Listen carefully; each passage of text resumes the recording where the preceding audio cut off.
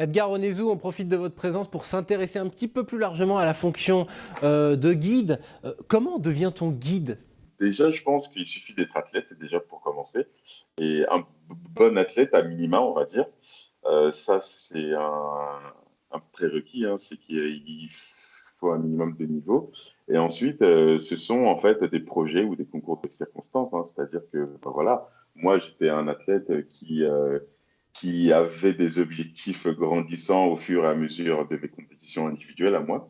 Et ensuite, lorsque j'ai rencontré Trésor en remplaçant un guide avec qui il était déjà, donc je l'ai remplacé. Et du coup, je suis entré un peu dans cette structure de travail avec lui où j'ai changé un peu mes objectifs personnels, quoi. Mais ce que j'essaie de dire, c'est que, en fait, il suffit d'être, d'une part, dans le circuit, d'autre part, d'être performant, et, euh, et pour finir, d'adhérer, en fait, au projet d'un athlète en situation de handicap. Je suis ses yeux, et donc il faut vraiment euh, que je puisse être disponible en fait pratiquement en permanence pour lui expliquer un peu ce qui se passe dans son environnement et notamment en fait en compétition. Donc il faut vraiment avoir des qualités d'adaptabilité, il faut s'adapter en permanence, il faut vraiment communiquer. Il n'y a pas encore une vraie structure comme dans d'autres pays comme aux États-Unis où les guides ont un vrai statut professionnel.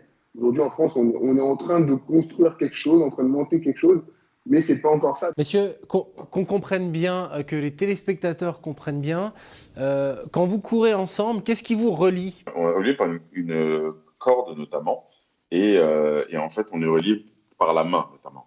D'accord. Donc, corde que nous partageons, et donc du coup, ben, c'est par la main en fait que en fait je transmets toutes les informations durant la course. Donc, à travers ce lien, en fait, qui vient de décrire Edgar, on a des codes, en fait, super compliqués à expliquer, mais par exemple, il va bouger sa main d'une certaine manière. Je veux savoir si je dois tourner, si je dois casser. Donc, casser, c'est le geste que vous voyez souvent quand les athlètes arrivent sur la ligne, ils passent les épaules en avant. Donc, c'est vraiment ces mouvements-là.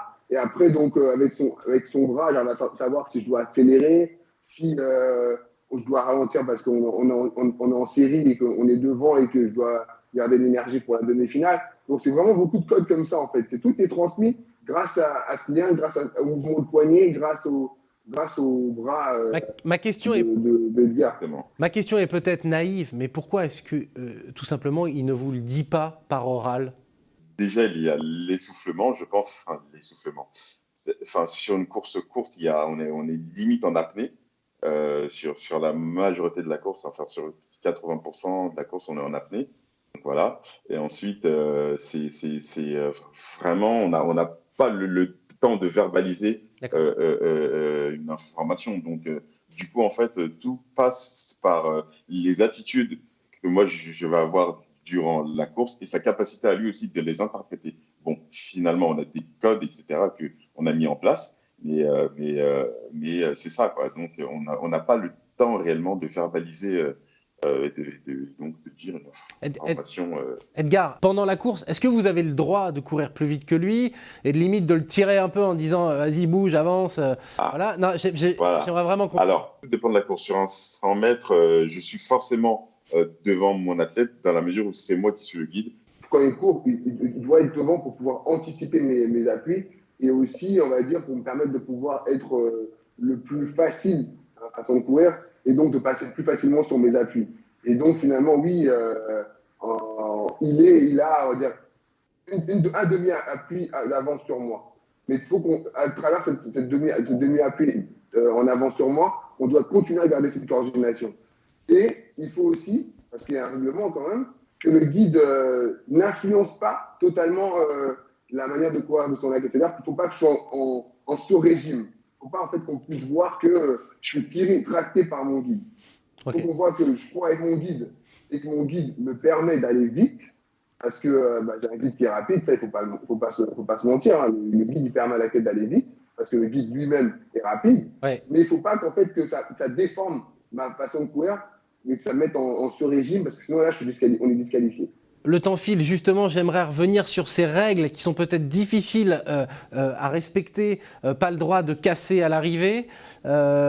Trésor doit passer la ligne en premier. Pas le droit de se pousser. Interdiction de lâcher le lien avant la ligne, de tirer votre binôme. Finalement, quelle est la règle la plus difficile à respecter?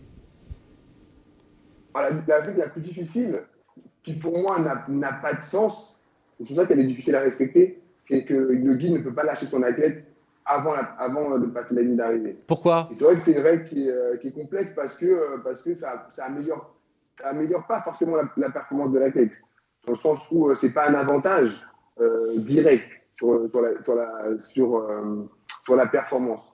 Et donc comme c'est difficile, comme on a du mal à estimer ce règlement parce qu'on ne trouve pas d'avantage, bah parfois c'est super compliqué à avoir en tête et donc pour moi c'est le règlement le plus difficile, hein, parce que quand des fois vous arrivez à un centième, tu te fais disqualifier parce que ton guide t'a lâché avant la ligne d'arrivée alors que tu es passé avant lui. Parfois ton guide il a une douleur ou quoi, il lâche le lien et toi tu passes la ligne d'arrivée mais il est quand même disqualifié. Donc c'est ça qui est difficile. Ouais. Les règlements sont durs à comprendre parce que ça favorise pas l'athlète dans sa performance et donc parfois on a du mal à comprendre Merci. où ils veulent en venir.